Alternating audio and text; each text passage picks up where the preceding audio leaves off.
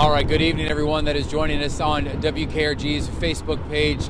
News 5's Jason Carter alongside photojournalist Ryan Ledspike. We are just outside of the Mobile Bay here on the Causeway, where there is a search and rescue operation underway. We just ran into, just moments ago, the Daphne search and rescue. They're going to join up with Mobile Police along with the U.S. Coast Guard, where we have gotten reports of a missing vessel.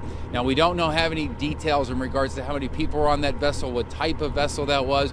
We do know that they are out in the bay right now searching for that particular boat, along with the people in that boat. Now, we're dealing with some really extreme temperatures right now. There's a lot of wind.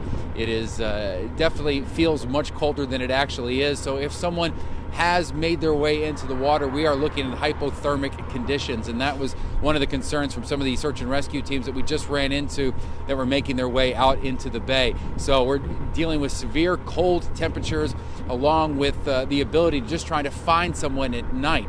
Now, that's a real challenge, as you can imagine, during the day, based on just the size of the Mobile Bay and how it just kind of reaches into the Gulf of Mexico.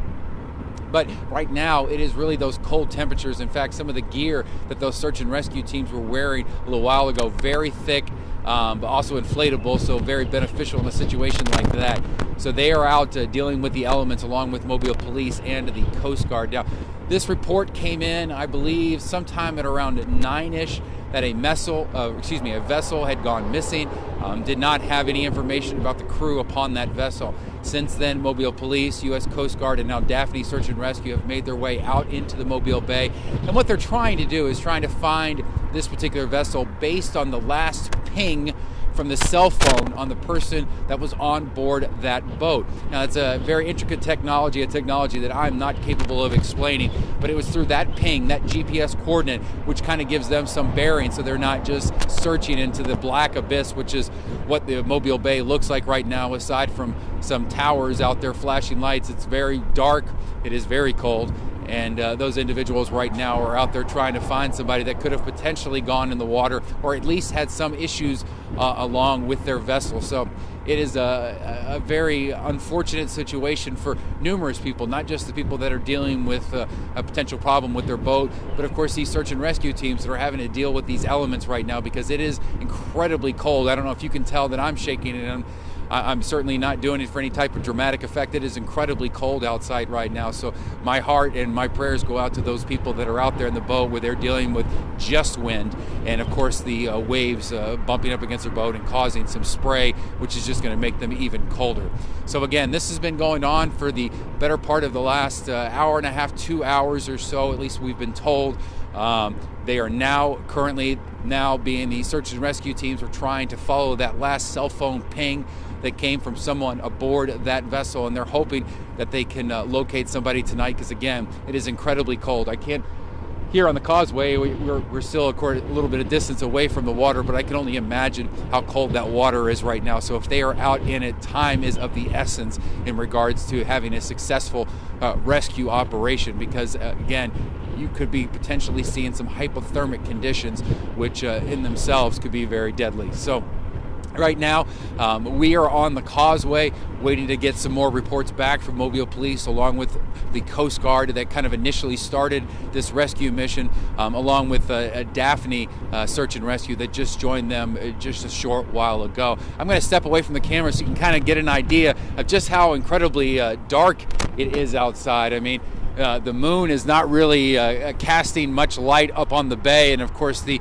skyline of Mobile is a beautiful sight, but it doesn't necessarily bring in a lot of light to most of the Mobile Bay. Once you get a perimeter outside of those lights, you really can't see much of anything. So they're having to traverse, of course, these waves and the wind, but also trying to locate it using some of this GPS technology, which in itself is a very amazing technology, and hopefully will yield a successful rescue of this particular vessel that I'm not sure if it was an SOS call. I'm not sure if someone saw something. Again, details are very limited.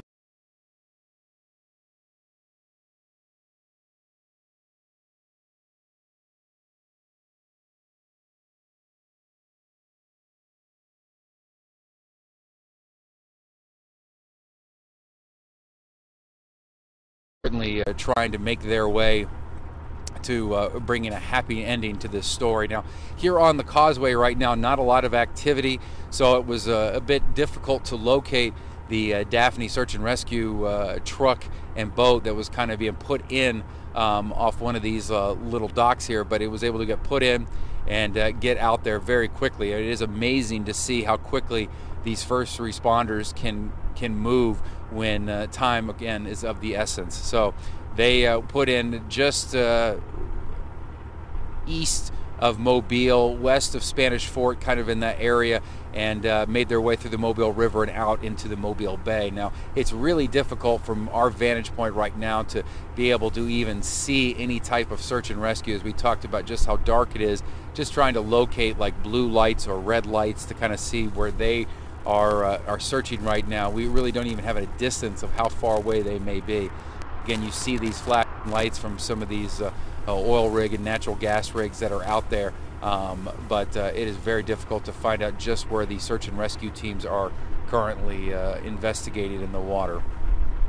So we're dealing with a number of elements. I know if you look at your phone right now and you may say, or you listen to one of our very talented meteorologists and they tell you the exact temperature, and you're like, well, hey, we're above freezing, so I mean, it's not really that cold.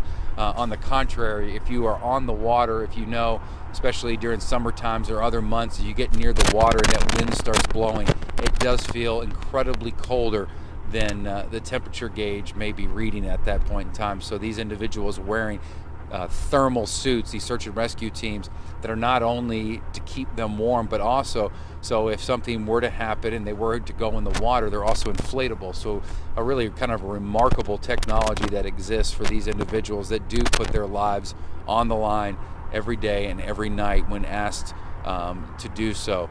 So again, I apologize for a lack of a vantage point from being able to see kind of the activity that is going on in the Mobile Bay. We don't even have kind of a direction to point in to tell you that there is activity going on, what side of the bay, if it's closer to the Baltimore County side or the Mobile County side, if it's near the Austell and some of the ship areas. We really don't know right now, but we do know that there are 3 law enforcement agencies that are moving as quickly as they possibly can to try and find